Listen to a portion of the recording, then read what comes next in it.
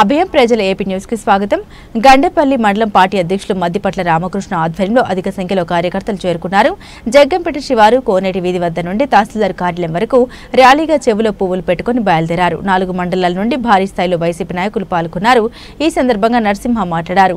కూటమి ప్రభుత్వం ఎన్నికల ముందు చాలా అబద్ధపు హామీలు ఇవ్వడం జరిగిందని, ప్రజలు వాటిని నమ్మి ఓట్లు వేయడం జరిగిందన్నారు. అనేక రకాల అబద్దాలతో కూడిన హామీలు ఇవ్వడం జరిగిందని గుర్తు చేశారు.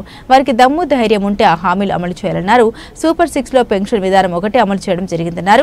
మహిళలకు ఉచిత బస్సు పథకం ఏమైందని ప్రశ్నించారు. నిరుద్యోగ భృతి నెలకు 3000 రూపాయలు ఇస్తామని చెప్పిన మాట ఏమైందని గుర్తు చేశారు. 18 సంవత్సరాలు దాటిన మహిళలకు నెలకు 1500 ఇస్తామన్న హామీ ఏమైందన్నారు. రైతాంగానికి పెట్టుబడికి 2000 ఇస్తామని చెప్పి మోసం చేయడం వెన్నుపోటు కాదా అని ప్రశ్నించారు. జగన్పేట ఎమ్మెల్యే జ్యోతుల నెహ్రూపై కూడా సెటైర్లు వేశారు. మీరు ఏ విధంగా జగన్ కు వెన్నుపోటు పొడిచి టీడీపీలోకి వెళ్లారో జగన్పేట నియోజకవర్గ ప్రజలందరికీ తెలుసన్నారు. అప్పుడు తాను ఎంపీగా ఉన్నానమన్నారు. ఒక పార్టీ గుర్తుపై గెలిచి వేరే పార్టీలోకి వెళ్లడం వెన్నుపోటు కాదా అని నెహ్రూకు చురకలంటించారు. ఈ కార్యక్రమంలో వైఎస్ఆర్ కాంగ్రెస్ పార్టీ నాయకులు, కార్యకర్తలు, అభిమానులు అధిక సంఖ్యలో పాల్గొన్నారు.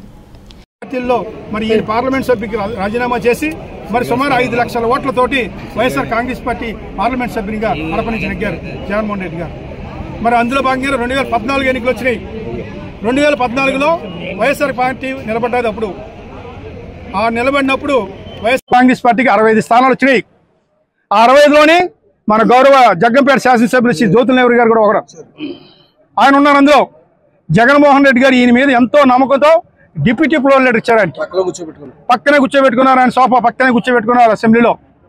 ఆ పక్కనే ఉండి ఆయన ఒక వెన్నుపోటు పొడిచారు. ఆయన అది ఎన్నుపోటు పోటా లేకపోతే ఇంకో పోట, అది నిజమైనటువంటి అసలు శిస్సులని వెన్నుపోటు. ఒక పార్టీ గుర్తు మీద నెక్కి వేరే పార్టీలోకి జంప్ అవడం అంటే మరి అది ఎంత ఘోరమైనటువంటి వెన్నుపోట మనం ఒక్కసారి అర్థం చేసుకోవాలి. జగన్మోహన్ రెడ్డి గారు ఎంతో వాల్యూ ఇచ్చారు ఆయనకి. అదే పార్టీలో కొనసాగితే రాష్ట్ర మంత్రి ఉన్నారు మన 19లో. ఈ వెన్నుపోటు మూలంగా ఆయన మామూలుగా అయిపోయారు. మరి ఆ రకంగా వెన్నుపోటు పడటం అన్నది ఆయనకి మరి ఆయన చేశారు స్వయంగా. మన జగన్మోహన్ రెడ్డి గారికి వెన్నుపోటు పడిచారు ఆయన. ఇంకా ఆయనతో మాట్లాడేది ఏముంది? ఆయన నేను సమాధానం చెప్తానంటున్నారు. ఆయన ఏం చెప్పి ఈ ఒక్క ప్రశ్నకి చాలు.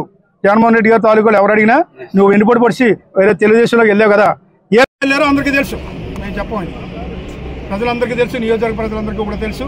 ఆ వెన్నుపోటు అన్నది జగన్మోహన్ రెడ్డి గారు మిమ్మల్ని ఎంతో ఉందాగా పక్కన కూర్చోబెట్టుకుని ఒక డిప్యూటీ ఫ్లోర్ లీడర్ వచ్చి ఎంతో గౌరవిస్తే మీరు వెన్నుపోటు పడిచేసి పార్టీ మారిపోయారు 23 మందితో.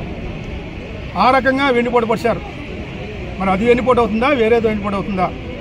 ఆ రకంగా మరి ఏదో మాట్లాడేస్తాం కదా అని నేనేదో నాకు ఏమీ మచ్చలు లేవన్నారు. మచ్చలు లేవని మనం చెప్పుకోకూడదు, ఇతరులు చెప్పాలి. ఆయనకి ఏ మచ్చలు లేదురా బాబు, చాలా ఇదే మనం నేనే చెప్పుకుంటాను. అది కాదు, మచ్చలు లేవన్నది మనం చెప్పకూడదు, ఎదుటోళ్ళు చెప్పాలి.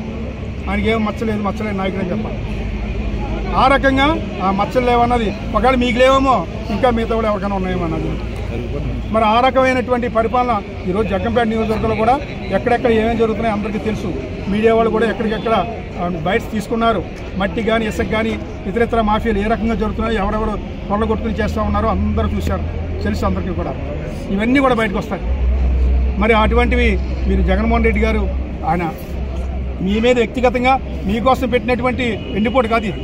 175 మంది శాసనసభ్యులు ఉన్నటువంటి మరి ఈ యొక్క కూటమి ప్రభుత్వం కానీ వైఎస్ఆర్ కాంగ్రెస్ పార్టీ నాయకులు కానీ వాడు ఉద్దేశించినటువంటి పార్టీ పెట్టినటువంటి పోటీ వెన్నుపోటు అన్న కార్యక్రమాన్ని. అందరికీ నమస్కారం. ఈరోజు మాజీ ముఖ్యమంత్రి వర్యులు వైఎస్ఆర్ కాంగ్రెస్ పార్టీ అధినేతటువంటి శ్రీ వైఎస్ జగన్మోహన్ రెడ్డి యొక్క పిలుపు మేరకు ఈరోజు వెన్నుపోటు దినంగా వైఎస్ఆర్ కాంగ్రెస్ పార్టీ రాష్ట్ర వ్యాప్తంగా పిలిపివ్వడం జరిగింది. దానిలో భాగంగానే ఈరోజు మన జగ్గంపేట నియోజకవర్గంలో జగ్గంపేట మరి యొక్క ప్రధాన కేంద్రంలో ఈ యొక్క నిరసన కార్యక్రమాన్ని శాంతియుతంగా మరి గంట నుంచి మనం నిర్వహించడం జరిగింది. ఈ కార్యక్రమంలో మరి వైఎస్ఆర్ కాంగ్రెస్ పార్టీ నాయకులైనటువంటి మరి వేలాదిగా మరి 4 మండలాలకు సంబంధించి గోకవరం కానీ, జగ్గంపేట కానీ, గడ్డేపల్లి కానీ, కెల్లంపూడి మండలాల నుంచి భారీ స్థాయిలో వైఎస్ఆర్ కాంగ్రెస్ పార్టీ సోదరులు అందరూ కూడా వచ్చి ఈ యొక్క నిరసన కార్యక్రమాన్ని విజయవంతం చేయడం జరిగింది. మరి కార్యక్రమాన్ని మరి కవర్ చేసినటువంటి మరి మీడియా సోదరులందరికీ కూడా, ప్రింట్ అండ్ ఎలక్ట్రానిక్ మీడియా సోదరులందరికీ కూడా పేరు పేరు నమస్కారాలు తెలియజేసుకుంటూ, మరి ముఖ్యంగా ఈరోజు ఈ కూటమి ప్రభుత్వం యొక్క ముఖ్య ఉద్దేశం మరి మనందరికీ తెలుసు. ఎన్నికల ముందు చాలా రకాలైన అబద్దాలు హామీలు ఇచ్చారు మరి కూటమి నేతలు అందరూ కూడా. మేము వస్తే అది ఇచ్చేస్తామని చాలా హామీలు ఇచ్చారు. ప్రజలు వాటిని నమ్మి వారికి ఓట్లు వేయడం జరిగింది రాష్ట్ర వ్యాప్తంగా. దాని మూలంగా నెగ్గే తప్ప మామూలుగా ప్రజలు ఇచ్చినటువంటి తీర్పు కాదు. అనేక రకాల సుఖ వాగ్దానాలు చేశారు, అబద్దాలతో కూడుకున్నటువంటి హామీలు. మరి ఏ రాజకీయ నాయకులు కూడా, ఏ రాజకీయ పార్టీ కూడా అబద్ధాలతో రాజకీయాలకు రారు. మనకి ఏమైనా దమ్ముంటే ధైర్యం ఉంటే ఇట్లన్నింటినీ అమలు చేయాలి. అది ఎక్కడ కూడా జరగని పరిస్థితి ఈరోజు ఈ రాష్ట్ర వ్యాప్తంగా. సూపర్ 6 అన్నారు, ఇంకా చిన్న చితగా అనేక రకాలైన హామీలు ఇచ్చారు. 145 వరకు హామీలు ఇచ్చారు. అందులో ఒక్కటి కూడా అమలు చేయలేదు. కేవలం ఆ సూపర్ 6లో పెన్షన్ విధానాన్ని కొనసాగిస్తూ ఉన్నారు. ఆ పెన్షన్ అన్నది గత దివంగత డాక్టర్ వైఎస్ రాజశేఖర రెడ్డి గారు 200 రూపాయలు చేసినప్పటి నుంచి కూడా ఈ పెన్షన్ విధానం కొనసాగుతూనే ఉంది రాష్ట్రంలో.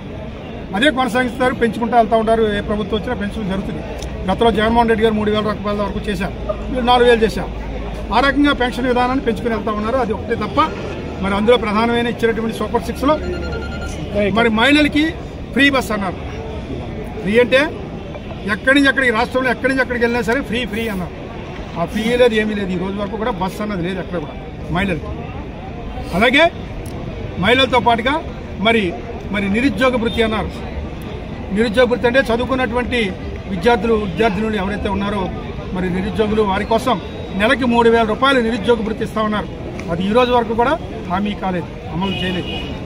అలాగే మహిళలు 18 సంవత్సరాలు దాటినటువంటి మహిళలు ఎవరైతే ఉన్నారో వారికి నెలకి 1,500 అన్నారు, సంవత్సరానికి 18,000 రూపాయలు ఇస్తా ఉన్నారు. అది కూడా అమలు జరగలేదు. అలాగే రైతాంగానికి సంబంధించి పెట్టుబడి సాయంగా 20,000 రూపాయలు ఇస్తా ఉన్నారు. ఈ రోజు వరకు కూడా ఆ పెట్టుబడి సాయం అనేది కూడా గతంలో ఎప్పుడు కూడా లేదు, ఈ సంవత్సరం కాదు. అలాగే మహిళలకి 3 గ్యాస్ సిలిండర్ ఫ్రీగా ఇస్తా ఉన్నారు.